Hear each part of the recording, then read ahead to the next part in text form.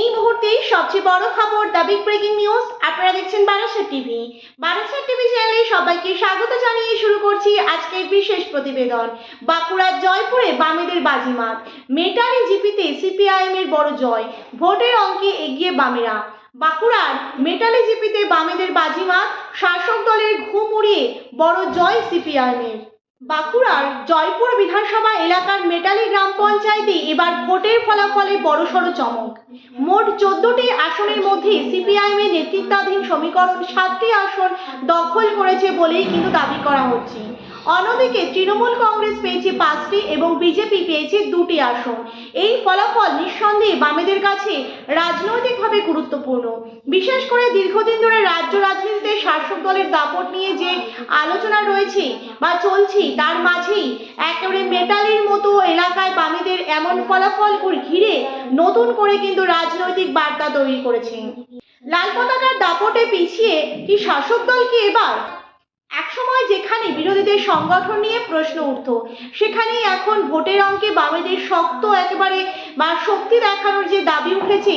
14টির মধ্যে যে 7টি আসন, এই সংখ্যায় বামেদের বড় জয়, আত্মবিশ্বাসের কিন্তু জায়গা। শাসক দলকে কটাক্ষ করে বাম শিবিরের বক্তব্য হতে পারে, বা শুধু মঞ্চে বড় বড় কথা বললেই মানুষের মনে বা মানুষের মন জেতা যায় না। ভোটের বাক্সে কিন্তু শেষ কথা বলে জনতা। মেটালির ফলাফল কি সেই বার্তায় দিচ্ছে বলে দাবি করছে। বর্তমানে তৃণমূল পেয়েছে 5টি, বিজেপি পেয়েছে 2টি।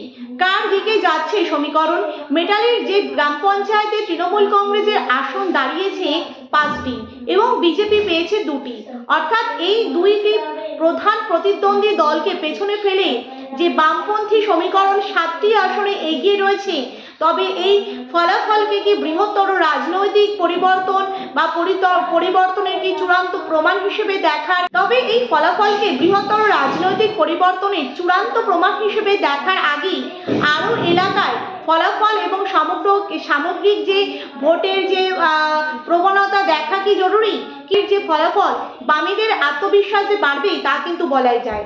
শাসক দলের জন্য যে স্পষ্ট বার্তা, রাজনৈতিক মহলে কিন্তু এখন প্রশ্ন যে মাটিতে কি সত্যিই বদলাচ্ছে সমীকরণ? দলের জন্য এখন বড় বার্তা স্পষ্ট।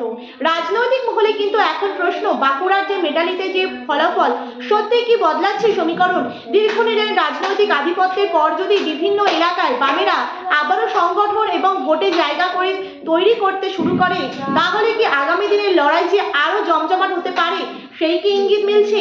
মেটালের ফলাফল কি শুধুই 14টি আসনের হিসেব নয়, এটি বামেদের কাছে ঘুরে দাঁড়ানোর আত্মবিশ্বাস আর শাসক দলের কাছে কিন্তু জনসমর্থনের একেবারে মাটিতে আরো জোর দেওয়ার কিন্তু একটি রাজনৈতিক সতর্ক বার্তাও কি হতে পারে, সেটাই কিন্তু এখন দেখার বিষয়।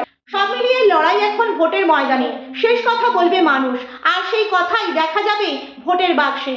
সুতরাং দেখা যাচ্ছে কি, যেখানে সমবায় নির্বাচন হচ্ছে বা অনাস্থ ভোট হচ্ছে, সেখানে কিন্তু বামেদের জয় জয়কার। এবার কিন্তু বাঁকুড়া মেটালিতে যে জয়, তা কিন্তু যথেষ্ট পরিমাণে একেবারে তাৎপর্যপূর্ণ হিসেবে কিন্তু দেখা হচ্ছে। এছাড়াও দেখা যাচ্ছে আজ কিন্তু ডোমকলের যে ফলাফল, তা ঘিরেও কিন্তু শুরু হয়েছে রাজনৈতিক বার্তা। দেখা যাচ্ছে যে ডোমকল সমবায় নির্বাচনে যে বামেদের জয় জয়কার, ডোমকল বনিয়াখালী হরেরামপুর সমবায় নির্বাচনে সিপিআইএম এর একেবারে জয়। আজকের যে নির্বাচন, সিপিআইএম এর মোট 8জন প্রতিদ্বন্দ্বিতা করে এবং 8 জনই জয় জয়কার। এই ফলাফলকে ঘিরে কিন্তু ইতিমধ্যেই তৈরি হয়েছে বাম শিবিরের মধ্যে উচ্ছ্বাস।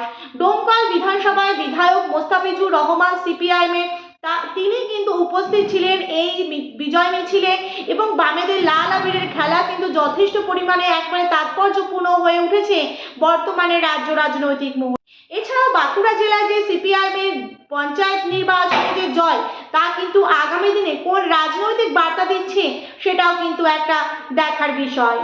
প্রিয় দর্শক বন্ধু, এই ছিল আমাদের আজকের প্রতিবেদন। ভিডিওটি ভালো লেগে থাকলে অবশ্যই লাইক করুন, শেয়ার করুন, আপনাদের মতামত অবশ্যই কমেন্ট বক্সে কমেন্ট করে জানান।